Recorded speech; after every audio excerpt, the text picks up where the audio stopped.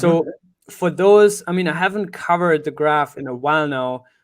Could you maybe give a 360 overview of the project? I think it was also like an early Ethereum project from the, I've seen talks of Yaniv, I think is his name, one of the founders, who's been like on conferences back in the days. So can you talk a little bit about like the origin story of the graph, how and when you guys joined, and also what's the main purpose of the protocol? Yeah.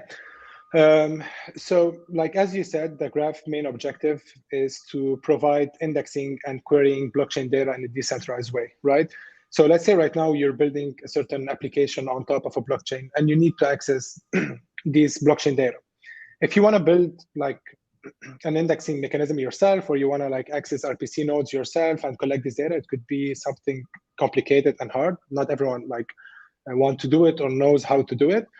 So you either have to do it yourself, which is going to take a lot of your time, and it's going to take like some good time to learn how to do it. So instead of focusing on building your dev in the best way possible, you're going to be allocating resources to something that you don't want to do it.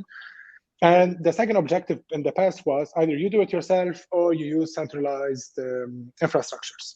And decentralized infrastructure like Infura or Alchemy, you could be using them, and then they will provide you all this blockchain data that you need. And then we go back like to the first, like what we just said at the beginning, that one of the most important components of Web3 is decentralization. Like if anything could be done in a decentralized way, we should push it and we should try to do it in a decentralized way. This is like the philosophy of Web3, right? And so back at the days, the founders of the graph, Yaniv, Brandon, Yanis, they were really into the space, and they kept seeing this type of problem. How would you access blockchain data in a decentralized way? And they started working on it. And so you can look at the graph as you have a blockchain. The graph was initially launched on Ethereum. So you would have a blockchain, and you would have some dApps that they are interested in some data of this blockchain. But now each dApp could be interested in something different from this blockchain. And so dApps could create something called subgraph. And in this subgraph, they would manifest their needs. They would say, like, I'm interested in knowing what was the price, account balances, let's say. They create this entity, which is called the subgraph, and they deploy it on the graph network. And this is how the graph network learns which data to index and start collecting this data. So you can see there's dApps and there's the graph protocol, which is indexing. And between them, there's a bridge called the subgraph that tells the graph which type of data to start indexing and give it back to these dev developers. So, and everything is done in a decentralized way. And when you look at Web3 and you ask the question, what is Web3? Of course, like we have an idea of what it is and we have like a clear definition, but at the same time, the Web3 stack isn't yet completed.